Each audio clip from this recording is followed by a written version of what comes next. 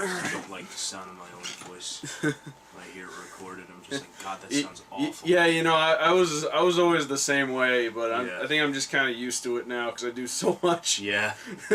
Really, the voice I'm hearing now sounds way better than what everyone's hearing. Ah. I wish I could have this voice instead. It's so much better. Yeah.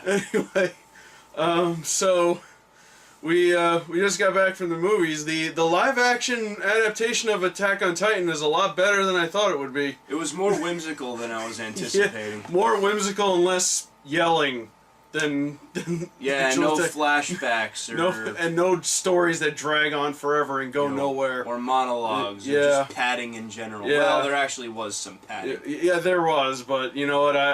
It's not fair we compare this movie to Attack on Titan. Yeah, that's true. I actually enjoyed this way more. Yeah, same. For all its faults.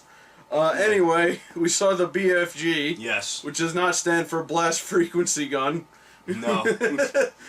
There was no demon hunting in this movie, although it could have used. And Dwayne Johnson did not make an appearance. Nah, damn it!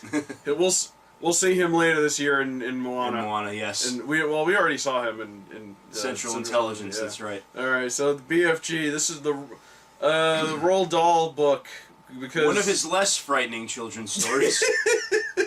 I don't know, it still was kind of frightening, hiding from the giants and all that, but still nowhere near as bad as the witches, though. No, or I don't think anything's worse than that. Yeah, because he's a lot of his stuff is kind of the same. Have you read any of his books? Not in a long time. Yeah, I haven't read. I'm only familiar with like the movie adaptations, like Willy Wonka. Although ironically, the good version of Willy Wonka is not close to the book, apparently. Yeah. Same. Funny how that usually works out. It's like the Yeah. same with The Shining and a lot of movies like that. Yeah, that's true. I don't know. I didn't really know much about this other than that it actually had an animated movie a long time ago, which surprisingly I've never seen. Yeah, I think it was done by Cosgrove Hall, the same people who made Count Duckula and Danger Mouse. Oh yeah. Yeah. Well, I saw the DVD for sale now because obviously they're going to re-release it because of the movie. But yeah, and David Jason, the guy who voiced Danger Mouse, was the voice of the BFG in that one. Really? Yeah. Interesting. Well, so yeah, this movie has a lot of like the stuff that Roald Dahl usually has, like because he did aside from Charlie and the Chocolate Factory, there was James and the Giant Peach. Yeah. And Matilda, too, was his. So basically the Marrow sit. No, wait, never mind. Sorry. Careful, she might show up with her evil demon powers. Oh yes, that's right. Anyway. So this movie had a lot of the stuff that you'd see in a Roald Dahl book. Like, kids are great and adults are kind of dumb. Yeah. Adults are idiots, and they are completely ineffectual at protecting children from the terrors that plague them. Although I will say the adults in this movie did a lot better than some of the other ones. Yeah, that is true. At least they fought the giants. Yes, at least they fought in the most PG way possible. Yes. Capture nets. Then again, it was the British military, so maybe they're less shoot first and ask questions later than the U.S. military. Yeah, that's true. I think they're a bit more analytical. Yeah. We'll see. We'll be a little more. We'll show a little more restraint. Yeah. Anyway, I really enjoyed this movie for the most part. There were scenes in this that were really great, like when they went to the dream world or whatever. Yeah, that was very well done. Yeah, a lot of the the visuals in this movie were just amazing. Oh yeah. Watching them walk around his workshop with all the jars and everything. But just even like the whole dream world thing where they jump into the lake and just end up on the opposite. That was image thing. That was really cool. Yeah. The parts of this movie that do work are stuff like that, and there's a lot of like quiet moments, and I like a good quiet moment in a movie where it's just you have to just follow along and it establishes things. The parts of this movie that don't work is how drawn out certain scenes were. Yeah. Like Well, we were just talking about this too, like the whole banquet scene. Yeah. Okay. So. Which is probably the funniest part of the movie. Ironically, it is the funniest part of the movie, but it's also at the same time the most excruciating. Yeah. It was excruciatingly long. Yeah. So basically, their plan was BFG, who he never gets like a proper name. No. He's just BFG or Runt, according to the other Giants. Yeah, the other Giants. So they're always picking on him.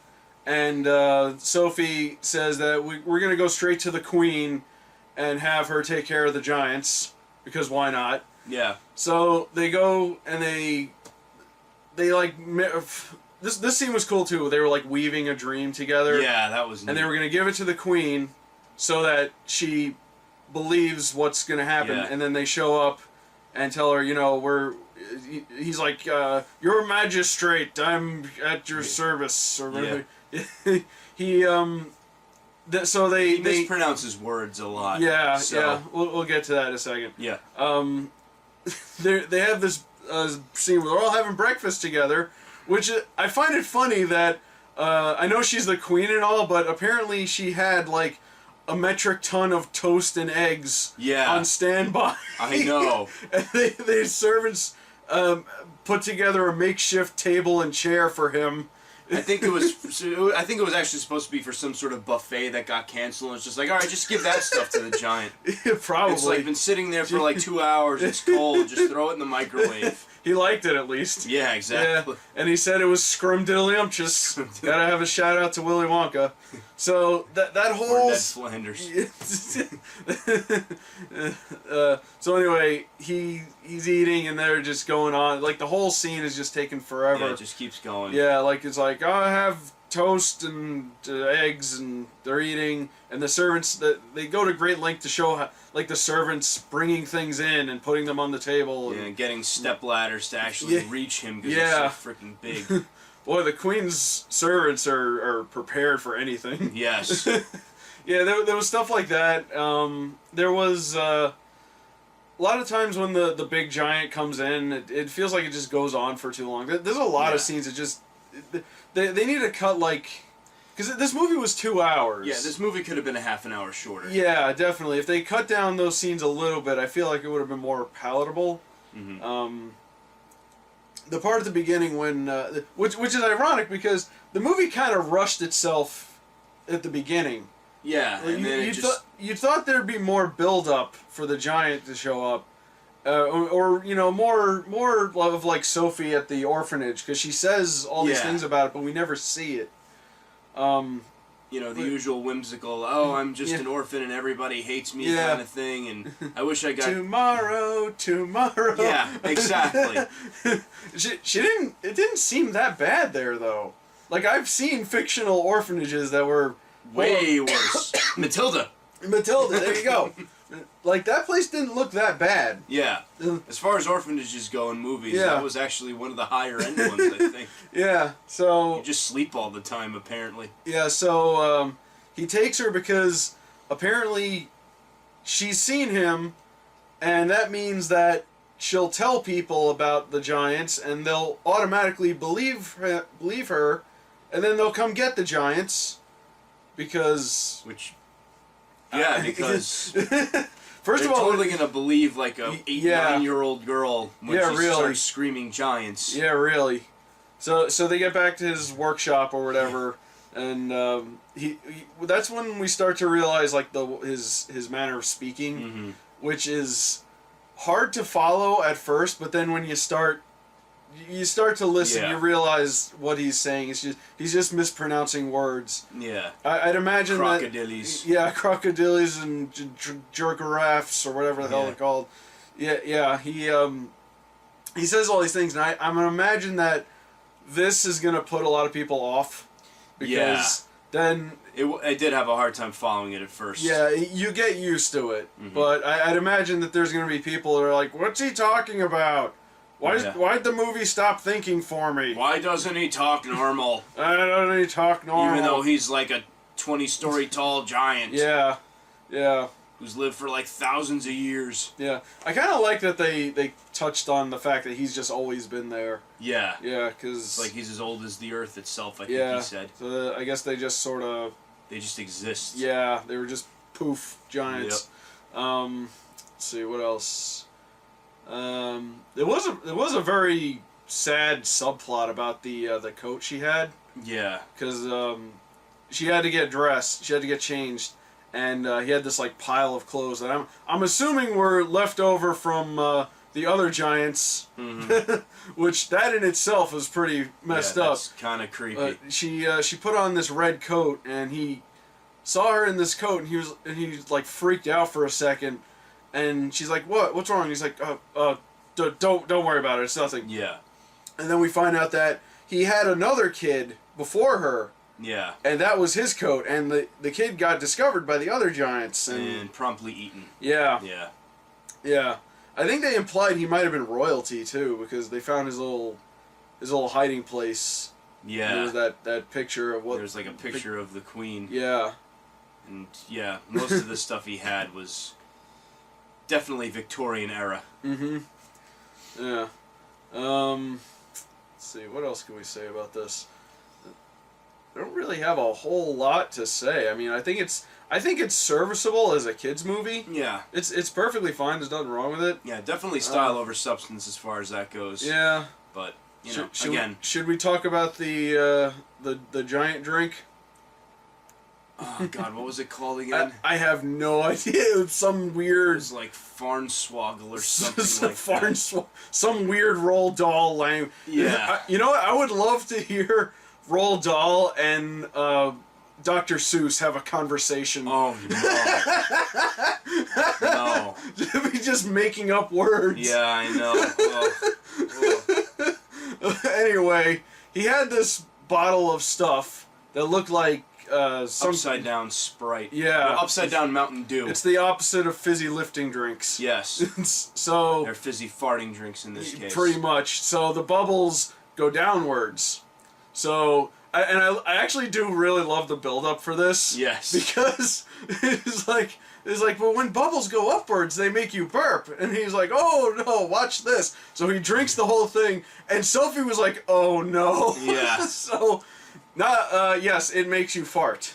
It makes you fart so powerfully that it actually lifts you. You actually have lift. Yeah, and it hover. makes like fireworks come out of your ass. Yeah. Which honestly, I can't stand fart jokes, but I'm watching this and all I'm thinking is that can't be healthy. No. That's gotta hurt. No. Apparently he enjoyed it. The amount of methane that just goes into the atmosphere after one of those things. Yeah. And so at the breakfast at the Queen's place, they gave him coffee and he didn't like it.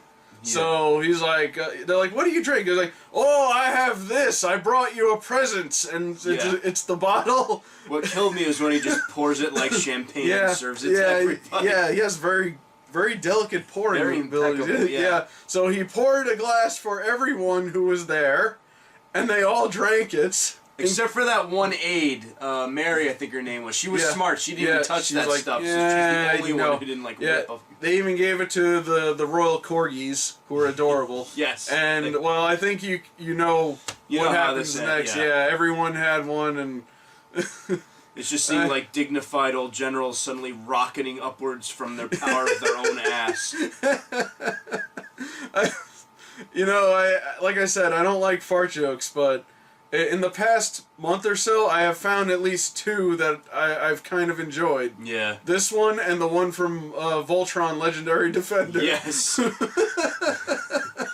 think it's a high-pitched squeal of some... Oh, God, Lance! You know, it was mostly his face. Yeah, that smug smile. Smug, shit-eating grin. It's like, yeah, I fucking just did that. Take it all in. Oh, boy. All right, well, what else do we have to say? Is there anything else you want to bring up? No, I found this movie marginally enjoyable. Yeah. We probably would have gone to see Tarzan. But I totally forgot it came out this week. Although, from what I've heard of the reviews of it, this might have been the better option. Yeah, I mean, the only other movie I knew that came out this week was The Purge, and I've seen the first one. No, thank you. I didn't see the second one. I only saw the CinemaSins, Everything Wrong With in 5 minutes or less. Just watch that one episode of Rick and Morty. That's it. You don't need to go watch The Purge. Just watch that one episode where they parodied The Purge. I had zero interest in that, so I figured we'd just go and see this. This is fine. It's a great Disney movie. It's Spielberg was attached to it, so obviously you know what to expect. And if you're familiar with Roald Dahl, you pretty much know what to expect too.